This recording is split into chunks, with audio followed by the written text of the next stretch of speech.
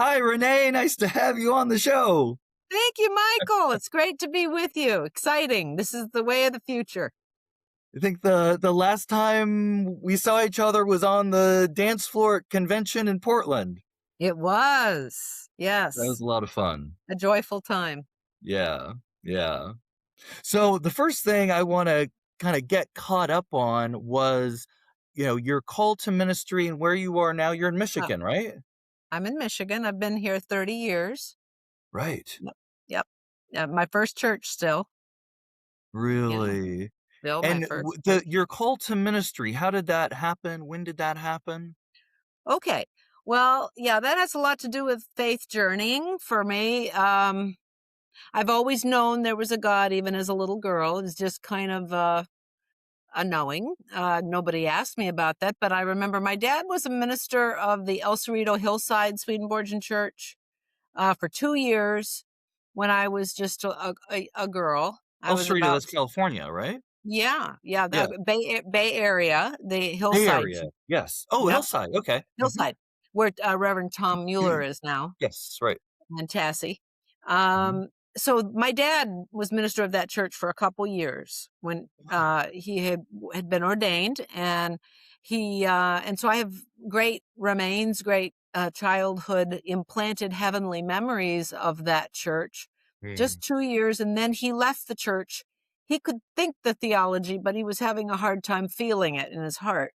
huh. So he needed to go into intensive therapy. So uh, he brought the family to LA to go through something called primal therapy, which is kind of a regression therapy, reliving your past so that you're free from the chains of it by re experiencing it with skilled therapists. He had a 2 year program of intensive therapy and dealt with his smoking issues. He was a smoker. He was also dealing with some anger issues. He Mm, wanted to be a better father. So, early on, when he was minister of the Hillside Church in the Bay Area, we went a couple years, and there was just that was where I felt the best as a girl. I remember, and I still have this warm glow mm, inside myself when I think back and feel what it was like to be there, like on Christmas Eve. right. The candles lit, the potluck. I could smell the potluck. We used to slide on the wooden floors on big puffy pillows, and we used to slide down the hillside on cardboard, and just have a blast. I just had so much fun, with that church and in that area, and it was just a couple years, and it just planted God solid for me in the church. Mm, It was just something that felt like I was home there and I was at peace there, even as a 7-year-old. mm, And I didn't experience that as my call. I'm not saying that, right. but that's the roots of my faith. That was kind of like tilling the ground in a big garden. When It you was use the word home, that was very much my feeling. The first Swedenborgian church I went to was the San Francisco church. ah And yeah, it was a feeling of home. wow, yeah. So you know what that feels like. Yeah, that was probably around 93. Okay.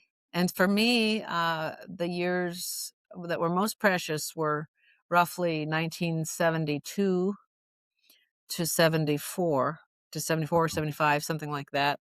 Right, right. Uh, yeah. And then I think my dad went into, we moved to LA, and then he did the 2 years of therapy there. I was going through some bullying at that time. I was bullied Mm. there. We were a minority. There were a lot of gang fights and things like that at that time in Oh, Sepulveda, no. California, near Okay. LA.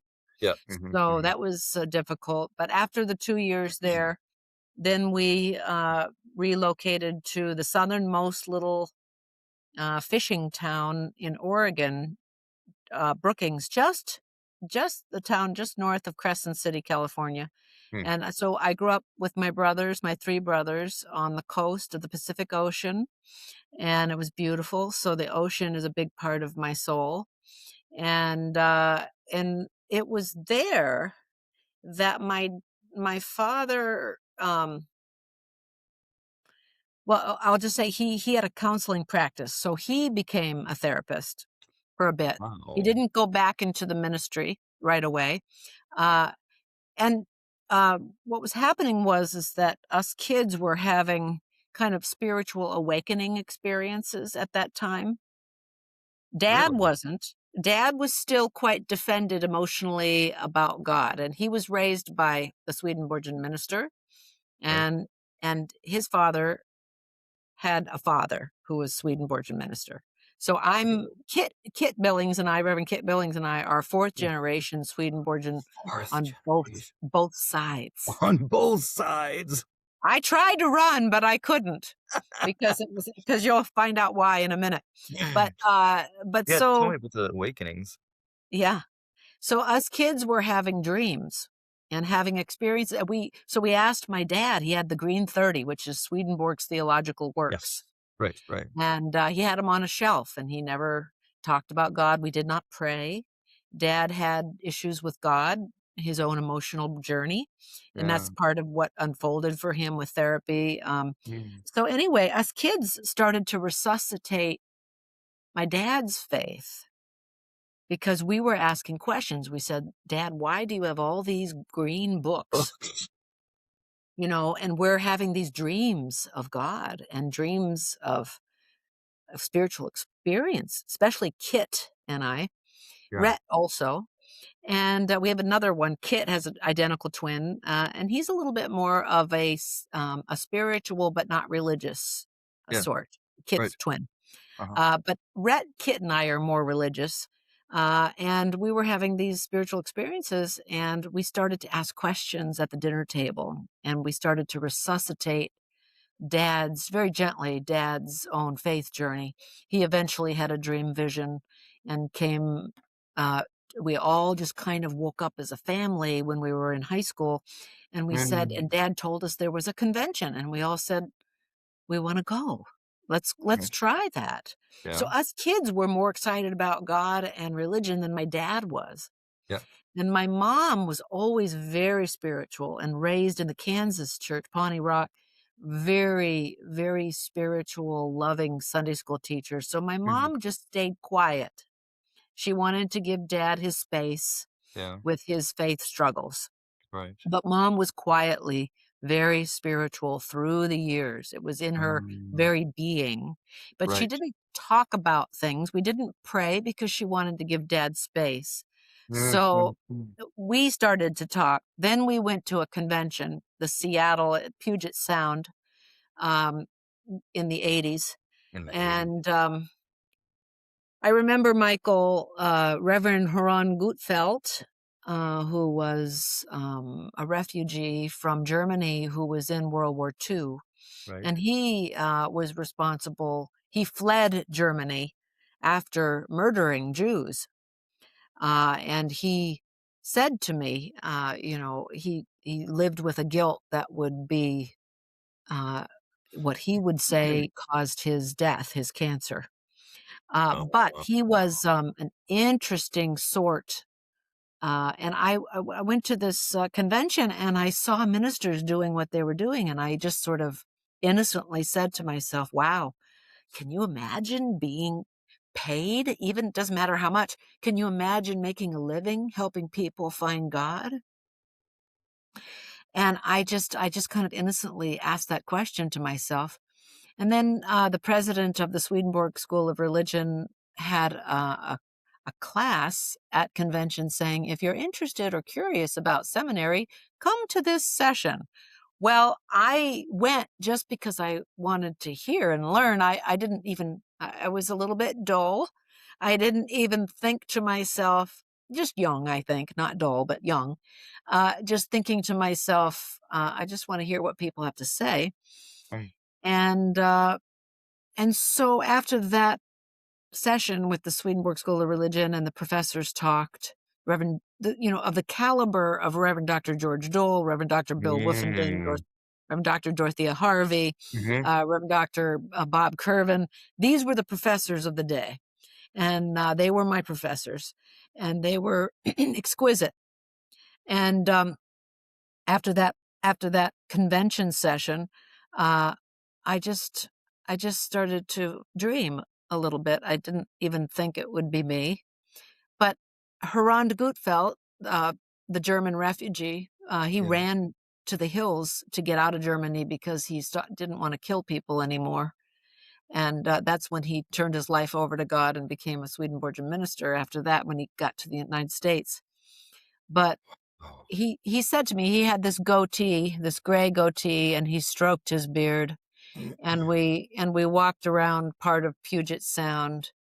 And he said, "It looks like you need to talk." And I Huh. said, "Would you mind?" And so he basically put his hands behind his back while we walked along the sound, and he stroked his goatee. "Mm, yes, hmm." And he didn't really say anything. He just let me talk and just say, it's just amazing that there's something that exists where people can help other people find their faith and find God. Mhm. And he didn't even recommend anything. He just listened. He never Hmm. said, "Oh, you should go into the ministry." Yes, yes. No, no. He just stroked his beard and nodded, you know? Hmm. Hmm. And so I went about my life after that. I went to school. I went to a couple of universities studying psych and Okay. and social work. Right. Got my degree in social work with an emphasis in psychology, thinking I would be a counselor. And I got a nice scholarship to Case Western Reserve University, Yeah. uh, which I turned down to the first runner-up because in undergrad I was raped by three men, three popular athletes, and so uh, it tore me up. I developed. I didn't tell anybody I was married to a different person at that time. And I didn't tell him because I felt guilt that I put myself in a position to get raped. And that's what women struggle with. And anybody, men too, that get raped, you think it's your fault. Yeah. And Right. I was young in undergrad, and they threatened me, and they said, "If you tell anybody, we'll destroy your husband." So I didn't tell anybody, and I developed an ulcer. Yes. So I'm living with this trauma, Oh. and uh, and the truth is that I was getting very close to starting. I met my grad professors at Case Western, but I was getting very close to starting grad school with this horrible ache in my gut from what had happened. This was at the end of my undergrad. It was during a spring fling week that I experienced this, and I knew, Michael, that nothing would take this pain and transform it except God. I Yeah. just knew it. And I Yeah. also knew that counseling gets us to the precipice of our faith. And I think counseling is essential for somebody Mhm. like me. I've had 10 years of counseling to work through that rape and other issues in my life. But counseling gets me and gets us to the precipice of our faith, and then there has to be a point where we let God in, and we Yeah. have to be ready. And God knows when we're ready. If we're not ready, it's not genuine faith. It's Mhm. trying, which is good too. Swedenborg talks about acting as if we have faith when we Right. don't, Right. right? And Yes. that's all a part of the journey. Right. But I knew that if I went into counseling, that it wouldn't really be Mm. healing at its depth the Yeah. way that God is. Right. So I turned down my Case Western Reserve scholarship and I signed up for the Swedenborg School of Religion for seminary. Huh. So And this was some, in what year now? well, I started seminary in 1991. So at that time, seminary was 4 years. So my brother Kit and I started at the same time in 1991, and we were 91. ordained in 95. So that's a solid 4 years. But and all of that was in the spring of 91, the trauma, and then, the summer comes, and I'm getting ready for grad school in the fall, and then, no, no, that's not what I want. That's not where the healing really I knew if I was gonna ever find peace and the chains would be released in my gut from what happened to me, it had to be something that was larger than myself, larger than the processing Mhm. that I needed to do, which I needed to do too. I needed the counseling, and I needed to work through psychological barriers and feelings. And then I also needed the grace of Mm. God to unleash, really, really transform. And then what God does then for me, and I help other people as well in my ministry, is to uh, y- definitely use the pain and become useful in it. So, in other words, I am a police chaplain now, a volunteer police chaplain. I'm also a cancer chaplain. I was a cancer chaplain and a hospice chaplain for 10 years, in addition to the congregation that I serve, which is my first love. It's always just get me in any church and I'm happy. Yes. I don't care Right. what religion it is. Right. I just love church and I can't help myself. I didn't know police chaplain was a thing, but Oh, that yeah. makes a lot of sense. Sure. I've been called to quite a few suicides. I've been called to quite a few domestic violence calls. So I Mm. know what going through personal violence means, and I know how hard it is to overcome. And I know, and I don't have suicide in my family directly, my immediate family, but I know the chains of violence, and I know what they can do to our soul and to our being and our mind and our life if we don't let God help us. So the reason I'm bringing all this up about my volunteer service work is that all of this stems from my own pain. Yeah. And God has helped me to use my pain in a way that helps humanity. Yeah. So, as long as there is a way, and I think that's true faith. Mhm. That's taking what is broken and serving others from a wisdom of a brokenness, and to say there is hope. We can overcome with the help of a power greater than self. We cannot imagine how to get out of the pain of trauma if it's just us doing it Yeah. at the horizontal level. But Yeah. here's the cross. So we do psychology and healing on the horizontal level is what we do in this world with others and for others. The cross at the vertical level where God meets our pain is where then we are we can be so useful to one another. Mm. So I'm not glad that I was raped, but I am so grateful that every little bit of that experience is being used in how I serve the police, how I serve cancer patients, how I've served people who are dying, my congregation in their daily walk Yeah. and their weekly walk Mhm. of what it means to be human and to be broken and then to be whole.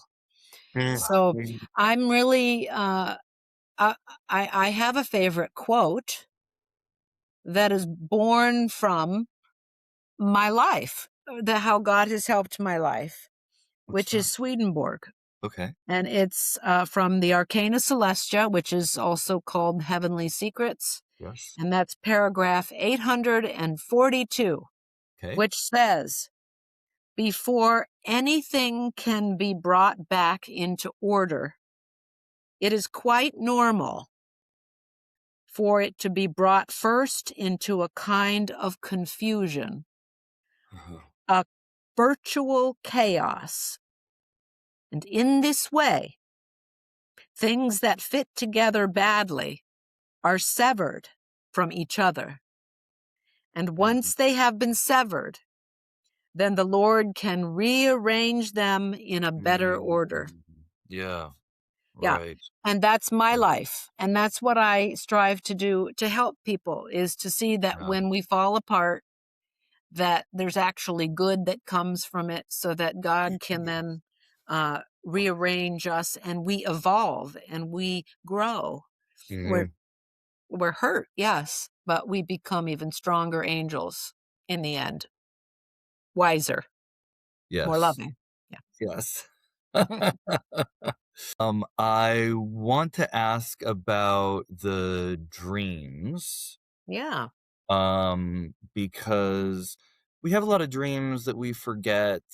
I mean, maybe you remember it for a few hours and then it disappears, right? Yeah. But there are some dreams that they seem more than that, and we never forget them. Would you describe Yeah. these dreams that way? Oh, yes. Yeah, well, my, in undergrad, um, this was the first undergrad university or yeah, Southern Oregon State College actually is what it was in, Ashland, Oregon.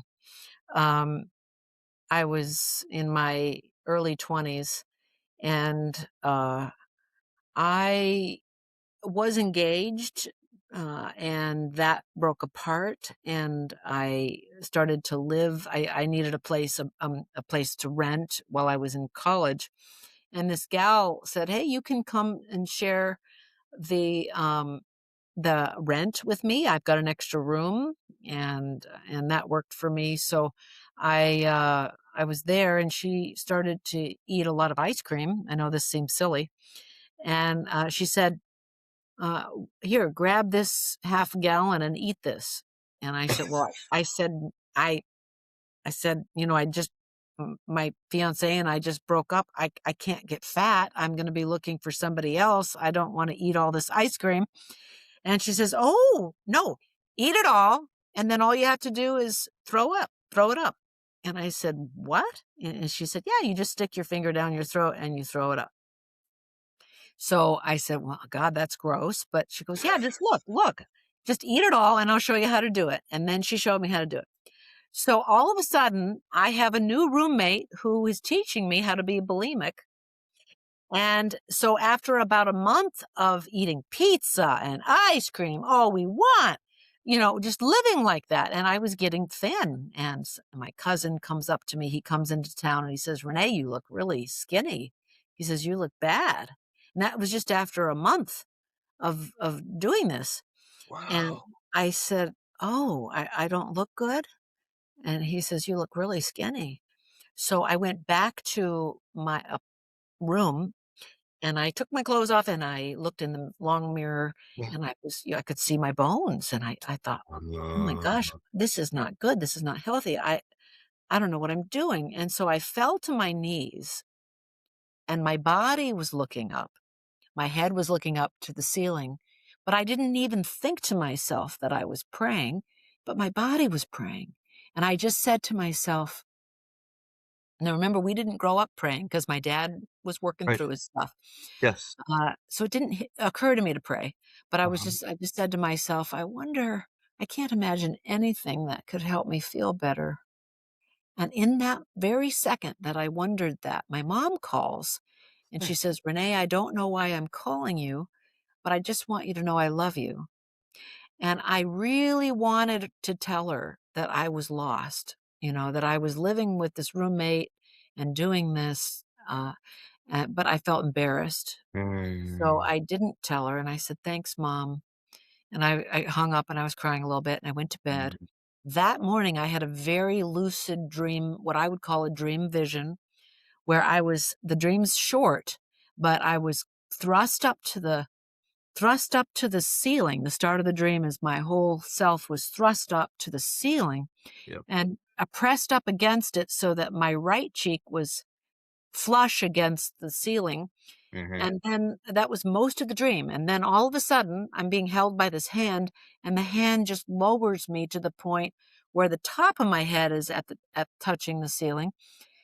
And then I just I just kinda unkink my neck, and I look to the left, and there's nothing there, and then I look to the right, and there was the face of Christ smiling at me, and he gets a little bit closer, and he starts to talk with me to me Uh-huh. very quietly, and he knows I have one completely deaf ear, and he's talking very quietly in my deaf ear in the dream, Uh-huh. and I can't quite hear him. And he's smiling and he's talking to me. And, God is talking. And I knew it was substantive, but I couldn't hear. So what did I do? Dream's almost over. Turn to the What other. I turned to the left Uh-huh. because I thought, well, I can't hear him. I wonder what's going on over here. And I knew there was nothing to the left because I started out on the left. Right? I looked to the left and then I said to myself, I wonder if I'm going to go to heaven or hell.